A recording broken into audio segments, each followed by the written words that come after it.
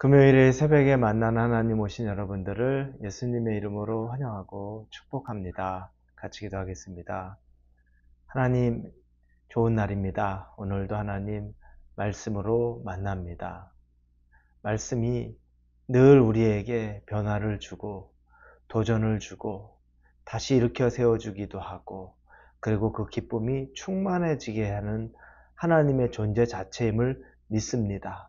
말씀이 우리에게 임하는 이 순간부터 우리 마음 안에는 정말 큰 결단들이 서게 하여 주시고, 당장 내가 이 삶에 좌지우지 당하는 그런 연약한 모습이었다면 이제 하나님의 말씀의 능력으로 내 앞에 있는 것들을 변화시켜갈 힘을 얻게 하여 주옵소서. 말씀이 없어서 무너지는 이 세대에 말씀 때문에 살아나는 역사가 있는 것을 개인적으로 체험하기를 원합니다. 기대합니다. 그리고 감사합니다. 예수님의 이름으로 기도합니다. 아멘. 우리 같이 말씀 보실 텐데, 오늘 말씀은 사도행전 3장 1절에서 10절까지의 말씀입니다. 사도행전 3장 1절에서 10절의 말씀 우리 같이 보겠습니다. 제9시 기도 시간에 베드로와 요한이 성전에 올라갈새 나면서 못 걷게 된 이를 사람들이 메고 오니, 이는 성전에 들어가는 사람들에게 구걸하기 위하여 날마다 미문이라는 성전문에 두는 자라. 그가 베드로와 요한이 성전에 들어가려 함을 보고 구걸하거늘 베드로가 요한과 더불어 주목하여 이르되 우리를 보라 하니, 그가 그들에게서 무엇을 얻을까 하여 바라보거늘 베드로가 이르되 은과 금은 내게 없거니와 내게 있는 이것을 내게 주노니 나사렛 예수 그리스도의 이름으로 일어나 걸으라 하고, 오른손을 잡아 일으키니 발과 발목이 곧 힘을 얻고 뛰어 서서 걸으며 그들과 함께 성전으로 들어가면서 걷기도 하고 뛰기도 하며 하나님을 찬송하니, 모든 백성이 그 걷는 것과 하나님을 찬송함을 보고 그가 본래 성전 미문에 앉아 구걸하던 사람인 줄 알고 그에게 일어난 일로 인하여 심히 놀랍게 여기며 놀라니라. 아멘. 오래된 집이 물이 샜습니다. 저희가 살고 있는 집에 수도관의 일부분이 터져서 물이 샜어요. 그리고 나서 그것을 또 이렇게 땜빵을 했는데 얼마 지나지 않아서 또 다른 쪽에서 파이프가 또 터졌습니다. 그래서 또 다른 쪽도 또 파이프를 갈았어요. 그런데 또 그게 몇 개월 가지 않으니까 또 다른 쪽에서 터지더라고요. 그리고 나서는 결론적으로 이 집 전체의 수도관 파이프가 이제는 수명이 이제 거의 다 한 거죠. 그래서 한 곳을 막는다고 해서 그것이 되는 것이 아니라 전체를 다 바꿔야 됩니다. 그래서 그 바꾸는 공사를 했습니다. 이 전체 근원을 바꾸지 않으면 내가 바꿨던 곳에서 또 다른 곳으로 금방 바뀌어서 계속 땜빵만 해야 됩니다. 그러는 사이에 돈은 돈대로 들어가겠죠.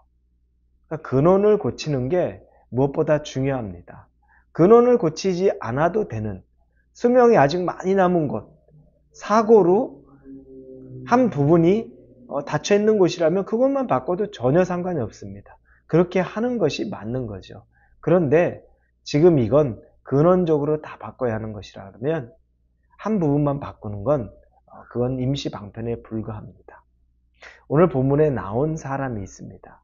이 사람은 태어나면서부터 걷지 못하는 사람이라고 이야기합니다. 태어나면서부터 걸을 수 없는 사람이에요. 이 사람이 그래서 선택한 길은 결국에 구걸하는 거죠. 뭐 다른 일 특별히 할 게 있겠습니까? 요즘 같은 경우에도 몸에 장애가 조금 있는 분들은 잡을 찾는 게 쉽지 않습니다. 법적으로 많이 지원을 해줘서 그런 분들이 일할 수 있는 곳이 만들어지기는 하지만 똑같은 동등한 조건에서 그분들이 잡을 찾는 게 너무너무 어려워요. 그런데 태어나면서부터 걷지 못하는 한계를 가지고 있는 이 사람이 어디서 잡을 얻을 수 있겠습니까? 그 당시 하는 것은 농사 짓고 일하는 건데 할 수 없으니 그 사람이 성전 앞에 미문이라는 곳에서 날마다 나와서 구걸하는 일로 생계를 유지합니다. 그리고 베드로와 요한이 성전에 기도하러 가는 그 시간에 그 사람을 만납니다. 그 사람이 베드로와 요한에게 구걸하지요. 날 좀 도와주십시오. 돈 좀 주십시오. 이렇게 구걸합니다. 그때 베드로가 6절에 보니까 이렇게 말합니다. 은과 금은 내게 없거니와 내게 있는 이것을 내게 주노니 나사렛 예수 그리스도 이름으로 일어나 걸으라 하고. 그 사람은 베드로와 요한에게 동전 조금을 얻는 게 소망입니다. 그게 목적이에요. 그래서 눈치를 보면서 나 좀 도와달라고 구걸하고 있었는데 베드로가 얘기해요. 내가 은과 금은 없다. 너를 이렇게 도와줄 수 있는 지금 그런 형편의 것은 내게 없지만 대신 나사렛 예수의 이름으로 선포하오니 일어나 걸으라 라고 이야기합니다. 대단해지요. 대단합니다. 오히려 은과 금을 주면 그게 며칠은 구걸을 안 해도 될지 몰라도 이 베드로가 했던 것은 근원적으로 그 질병을 치료해 주는 겁니다. 그랬더니 그 사람이 일어나서 걷기도 하고 뛰기도 하더라는 말입니다. 이제 걷고 뛰는 일을 시작하는 겁니다. 여러분 생각해 보십시오. 그 사람이 이제 구걸하는 일, 그 일 하겠습니까? 어디 가서 농사 짓고 어디 가서 더 험한 일을 해도 구걸하는 것보다는 소득이 훨씬 나을 겁니다. 가정을 꾸릴 수도 있을 것이고 자기가 원하는 만큼 일할 수도 있을 겁니다. 이건 근원적인 치유가 임한 것이죠. 그러니 베드로가 또 요한이 동전 몇 잎을 주는 것보다 상상할 수 없을 정도로 큰 것을 준 겁니다. 하나님이 우리에게 말씀하는 것이 있습니다. 우리에게도 여전히 태어나면서부터 안진뱅이인 것처럼 걷지 못하는 사람인 것처럼 우리가 이렇게 위축돼서 살아가는 경우들이 있을 수 있습니다. 그런데 하나님이 우리에게 말씀하시는 것은 그 근원적인 것들을 이겨낼 수 있는 힘을 얻으라는 겁니다. 그 힘은 예수 그리스도로부터 나오는 힘입니다. 그 힘을 얻어야만 그 힘 가지고서 우리가 이 세상 살아가면서 넘어지지 않고 이 세상에서 넉넉히 승리할 수 있다는 겁니다. 안 그러면 주저앉아서 남의 눈치를 보면서 그 소에게 동전을 구걸하는 그 사람 마냥 살 수밖에 없다는 거죠. 잠깐 동전보다 큰 지폐 얻으면 며칠 동안 살림 얻었다고, 며칠 동안 먹을 거 생겼다고 기뻐하고, 그거 끝나면 며칠 후에 다시 와서 또 동전 구걸해야 되는 그것. 그러나 하나님은 우리에게 근원적인 부분을 해결해 주고 싶어 합니다. 여러분에게 있는 문제는 근원적인 부분이 아닐 수 있습니다.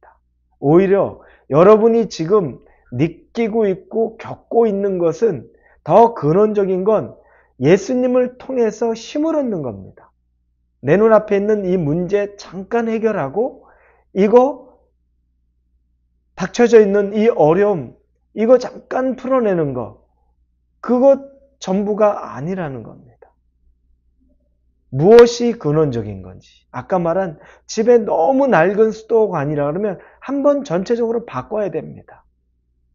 여기서 터진 거 그거 땜빵하고 저기서 터진 거 땜빵하고 그래가지고는 계속 그 집이 있는 동안에 평생 땜빵만 하고 그러면서 에너지와 돈을 다 쏟고 그러면서 스트레스 지수만 높아지는 거죠.